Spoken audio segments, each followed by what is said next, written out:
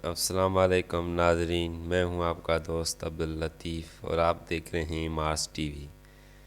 آج ہم بات کریں گے ٹٹری کے بارے میں۔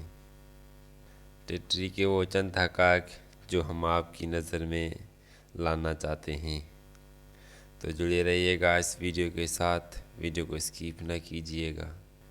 ٹٹری ایک چھوٹا سا پرندہ ہے جو زیادہ تر گیلے علاقوں، کھیتوں، جھیلوں اور ندیوں کے کناروں پایا جاتا ہے۔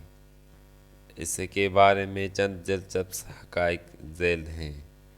نمبر 1، سائنسی نام: تتری کو انگریزی میں پلوور یا لیمپنگ کہا جاتا ہے اور اس کا سائنسی نام وینلس انڈیکس ہے۔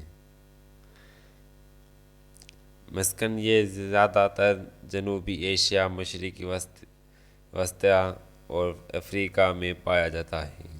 پاکستان اور بھارت کے کھیتوں میں اسے اکثر دیکھا جا سکتا ہے۔ چونچ مارنے کی عادت: تتری اپنی مخصوص آواز اور چونچ مارنے کی عادت کی وجہ سے مشہور ہیں، جو خطرے محسوس ہونے پر نکالتی ہیں۔ رات کے وقت چوکیداری: یہ پرندہ رات کے وقت بہت چوکس ہوتا ہے اور اگر کوئی شکاری قریب آئے تو زور سے آوازیں نکال کر خطرے کی گھنٹی بجا دیتا ہے۔ اس وجہ سے کسان اسے اپنی کھیتوں کے لیے فائدہ مند سمجھتے ہیں۔ انڈے اور گھونسلے: تتری عام طور پر زمین پر گھونسلہ بناتا ہے اور اس انڈے میں مٹی کے رنگ جیسے ہوتے ہیں تاکہ شکاریوں کی نظر سے محفوظ رہیں۔ موسمی نقل مکانی: کچھ اقسام کی تتریاں سردیوں میں گرم علاقوں کی طرف ہجرت کرتی ہیں جبکہ دیگر اپنی جگہ پر رہتی ہیں۔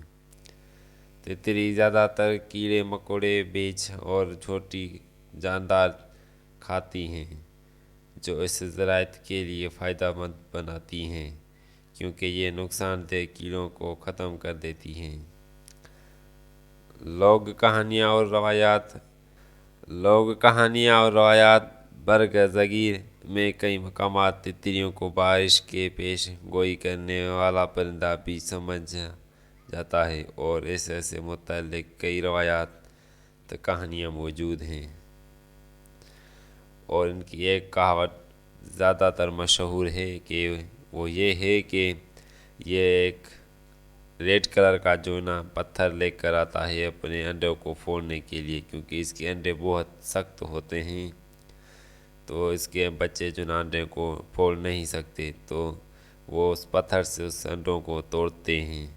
تو وہ پتھر کی کہاوت یہ ہے کہ اگر یہ پتھر آپ کسی بھی لوہے کی چیز پر رکھ دو گے تو وہ لوہا سونے میں بدل جائے گا، جو کہ یہ بات بہت ہی غلط ہے اور اسے کہیں پر بھی کوئی ایسا ثابت کہا نہیں گیا، نہ ہی حدیثوں میں ملتا ہے اور نہ ہی سائنس میں ملتا ہے کہ یہ بات سچ ہو۔